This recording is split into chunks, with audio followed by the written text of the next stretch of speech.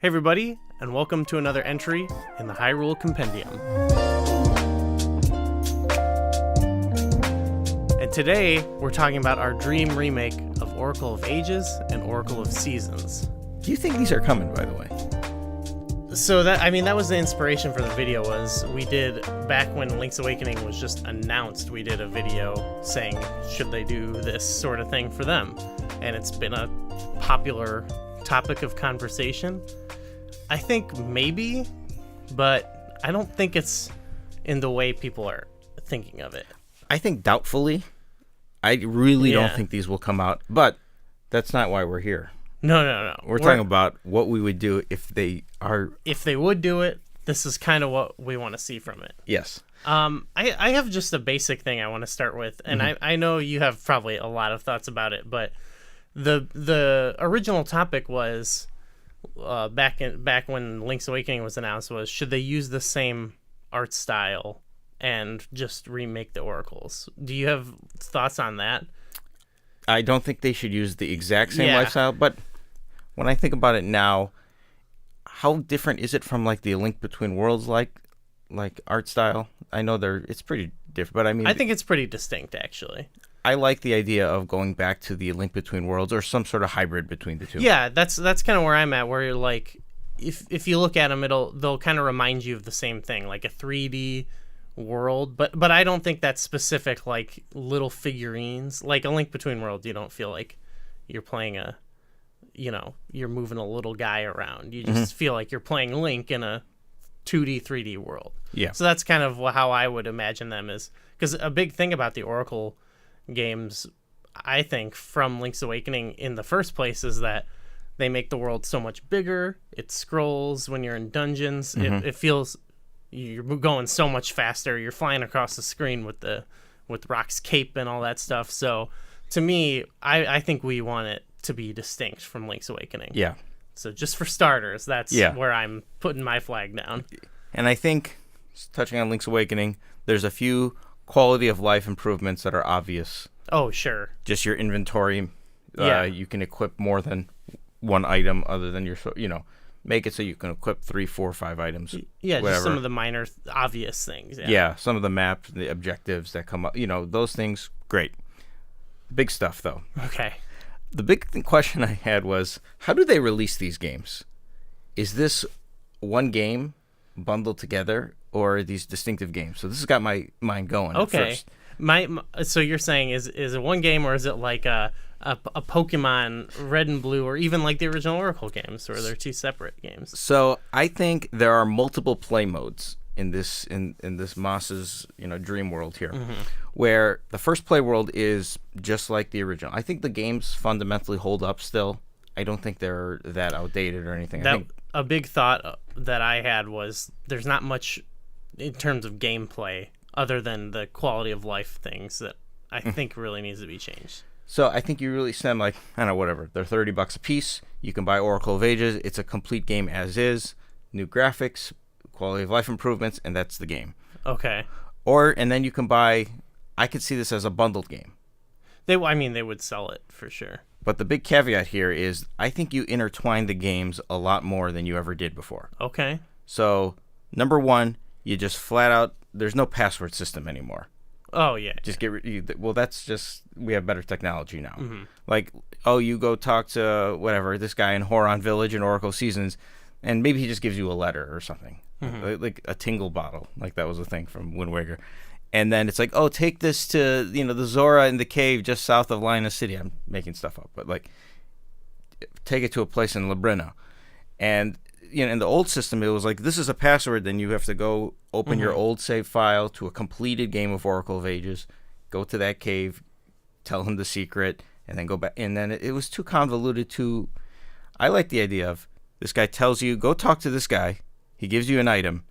And then mid-game. Okay. Mid-game, you get the whistle of continuity or something. This is an item that you get, like maybe after the first dungeon of, say you're playing Oracle Seasons, you beat Naru Dungeon, you get the whistle of continuity. This allows you to go to Labrina right away. Oh, okay. Not only that, but you could start playing Oracle of Ages. Yeah. mid-game. Yeah. So it's sort of like it gives it this Zelda open world kind of experience where you can go to Gnarled Root Dungeon or you can go to Spirit's Grave, the first dungeon of either one. Oh, okay. And you can play these games kind of side by side. But you have a shared ring system, shared inventory, shared everything. You are one Link. And I can't imagine that. We're talking about a mythical thing, but I feel like that's a bit more than what they would do. I could see it easily though, like more easily, like you could have your two games going, and because of it could save and you go over to your other game and it would just know you wouldn't have to do this password. Right. So where I feel like that sounds pretty reasonable, and I like that idea of like, you don't have to play through the whole game, because that's kind of weird then too, because you could end up playing the game like 2 times each to get everything. If the way it is, if you want to 100% this game, you have to play like Oracle of Ages, then Season's second quest, then Season's first quest, and Age's second quest to do everything. I think you get rid of that. Like, it's all, if you do this combined game and you can go back and forth, maybe there's no whistle of continuity here, but the game can be linked before you beat them. I like that idea. Yeah. I love this idea. And then, because I was going one step further beyond this too, because there are some inventory items that don't make sense. Because you would get, let's say you played Spirit's Grave, you get the level 1 power bracelet. You would get the level 1 power bracelet later on in Oracle Seasons. Right. This also gives them the opportunity to, I think the game could be smart enough where it's like, you have this item, therefore it replaces it and gives you something else. Okay. And this is where you can include some of the optional items that they had built into the game, but maybe even add some more. Like, there's bomb chews in this game. Most people don't know it because it's like a reward you get from a linked game after you've beaten the. It's like, but like maybe that's the dungeon item then, and maybe you don't use it in the dungeon, but then they can have all sorts of obstacles in the overworld that are required that you have that specific. Sure. And like make better use of some of these optional items. Okay. And maybe in the combined game you get, like, instead of I think 16 hearts, you get 24 hearts containers. Yeah, that could be cool. Or even 30, because you're getting heart containers from both dungeons. Make it this massive game. At this point, though, it's not going to be 2 $30 games. No. That sounds like 2 $60 games with the amount of work they're doing. Well, the thought I had is there's 2 play modes. There's just, you have Oracle of Ages, and then it's more isolated in its own game. There is no whistle of continuity. Right. And it's the base game, basically, just with upgraded graphics. Basically a Link's Awakening, a rendition of Oracle of Ages. Yeah. Or there's the dual game, where if you're playing this combined game, that's a $30 and a $60 experience. I see. So, yeah, I don't know. That sounds like a lot to do to the game. I'm not trying to dash it, though. It sounds cool. But... Yeah, is that less than Breath of the Wild? Oh, yeah. Well, yeah, but I'm saying compared to how much did they change about Link's Awakening, and it's, Right. Well, I'm basically saying they didn't change enough, in a sense. Right. Yeah. Yeah. I mean, yeah, so in a dream world, that sounds pretty good. Yeah. But we're talking like sequence breaking the entire game instead of like, oh, you get this little secret, Yeah. Okay. But I think it fits the direction that they've gone with A Link Between Worlds, where you can do things in whatever order. Yeah. Breath of the Wild, the world is open to you. Now there's 2 worlds open to you, and even these games have dual worlds in of themselves. So there's so many worlds open to you. Sure. And like there's other things you could do with like the animals too. One thing about this game is like you get to pick your companion, and then once you pick them. At that point, like the second half of not that you use them very often in the games to begin with, but maybe they could do a little more with them. But you're also not really aware how you're picking them. Right. So I feel like they could do more to like let you use all of them more and, add some little stuff to do with them. I like the idea of making them all accessible to all. So you can get 3 strange flutes or whatever. Yeah, I think that's cool too. And there's no reason not to. Like, it's not like that's not going to break the game. Right. There are certain sectors of the overworld that are designed specifically which monster you get, which character companion you get. But I think there's some workarounds with this, and I think it'd be cool if you can get all three of them. It's not an option. You can just get them all by doing miscellaneous side quests, and then in addition to that, have their unique abilities. Have a few, maybe there's a few extra rings or heart containers in the overworld, sort of like in Link's Awakening. There's more seashells and whatever. So it's like you specifically need that animal to do that quest. Yeah. So give them more exact uses as well as the optional uses. Okay. Is there anything from like because we just did our definitive ranking of seasons, and like you said, we gave gameplay pretty high marks. The only thing we were kind of down on was like world and story. When I thought about that kind of stuff, and from the sounds of your changes, like it just would change the game so much that it probably wouldn't even matter. But when I was thinking about it, like even if I just remade that game alone, like what would would you change these things? But it reminds me of when we talked about like Skyward Sword, where it's like wouldn't want to like significantly alter certain aspects about it, and in this case, like the story, I'd still kind of want to maintain a similar game from before, kind of keep the same world. I don't know how you feel about that. Like, yeah, like so from the story element, the game is what it is. I don't think you're going to fundamentally change that. I might have my gripes with it, but I feel that can get overlooked if you do all these other. Oh yeah, that's what I was thinking. I was like, this game is not about the story. It really isn't right. At the end of the day. And from a world perspective, I have some issues with like Subrosia in particular. It's confusing a little. I do think if you have more of, let's say it's more like Link's Awakening, where you see everything, where you're zoomed out, and you probably make a little bit more sense, right? Yeah, and it's just a little less confusing actually. And one thing, it didn't really like totally make the story amazing, but one thing that was cool about certain elements of the story were the connections with ages, like with the Pyrations and Ambi you always reference. So I feel like if that's more in your face, or just it's easier now than ever without passwords or having, well, I guess in this case it could be two different games, but you know what I mean, like it would be the connections would be a lot easier and even cooler. So yeah, and it can happen in real time as well. So let's say you meet a character after, and they can add some characters just for this purpose too. But like there's like a little quest in, like there's the Bippin and Blossom quest, for example. Like in a 2-player in this big world version of the game, they're in Holodrum at the beginning.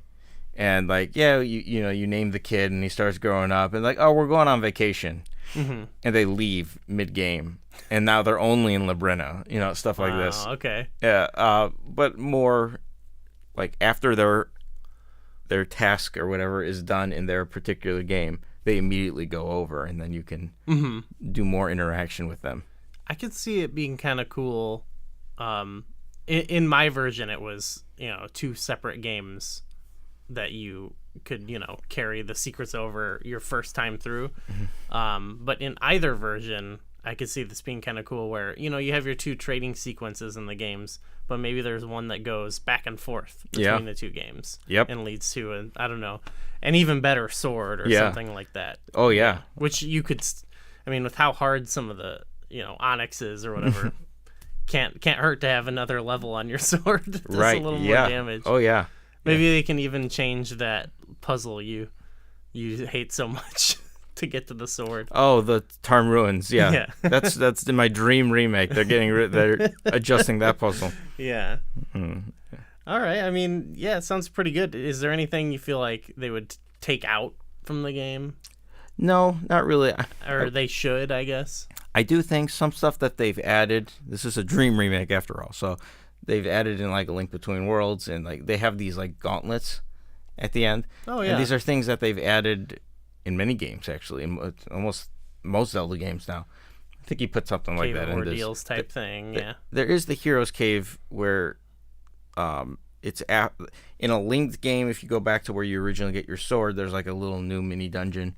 Cool. But I think they could take it a step further. I feel like a Link Between Worlds actually with the Treacherous Tower, or the that was cool, yeah. Spirit Tracks with the Take 'em All On challenge. I think those are the best versions of these. They've always done them well in handhelds, so. Yeah, I think so. And I think they should.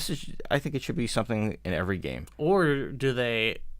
I mean, I guess you could do both, but do they do our enhanced dungeon maker idea? I thought about talking about that, but I didn't want to mention it because I feel that that's not. You don't even want to mention it. It's not part of this game. I think that's a Zelda maker. That's not part of Oracle of Ages and Seasons. You just want that as a whole spinoff. Okay. Yeah. Okay. So I don't want to go down that rabbit hole. Like this Nintendo has this line of thinking a lot though, because like in Phantom Hourglass, we did the Temple of the Ocean King. You keep coming back to the central locations, and now we're making Spirit Tracks. Let's do the exact same thing we previously did. Mm-hmm. So this is why I think they might include a dungeon maker. And I just remember them being like, if this is popular enough, we might include it in future games. And it's like people want it on its own. Let these games, you can get them separated from Link's Awakening. It doesn't need to be the same. Like, we already did it this, so let's do it again. Yeah. I don't think they should do that. Totally. Yeah. I wonder if Capcom will make this game. Capcom, you think they have enough friendship with them? They could still do some stuff. Well, it was actually like a subsidiary company. I think it was Flagship. Okay. They're out of business now, so maybe they got to resurrect Flagship just to make this one game, and then they can go back out of business. That'd be a nice olive branch. Not that they have like beef with Capcom, I don't think, but you know what I mean. Just like. Hey, no. Remember the good old days? Yeah, I get the sense that most of the major Japanese publishers are all good. Yeah. Well, nowadays, I think. I didn't know what you were going to say. If they're good or they all hate each other. I have no idea. No, like Nintendo has good relations with Sega. They've got good relations with Capcom. They've had good. I think they've got good relations with. Well, I don't know what Konami is these days, but whatever Konami is. Yeah. What do you think of the whistle of continuity? I was blown away by your suggestion. It's not. You've clearly been thinking about it. Maybe a little too much. Yeah, I just would have never thought to do that, but that's like a whole new game almost. Even though it's a remake, it would.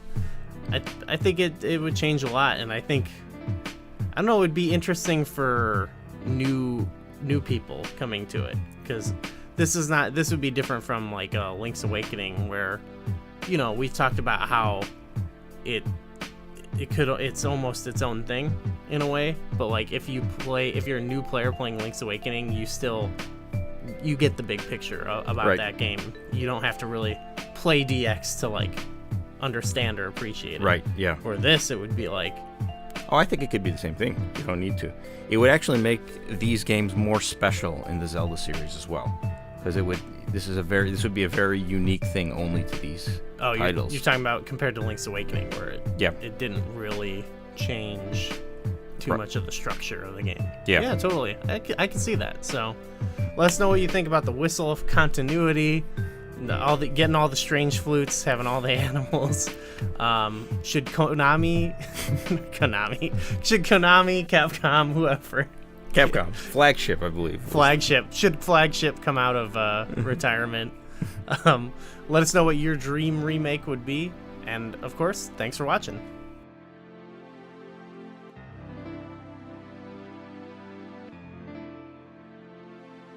Is it clear that we're further apart?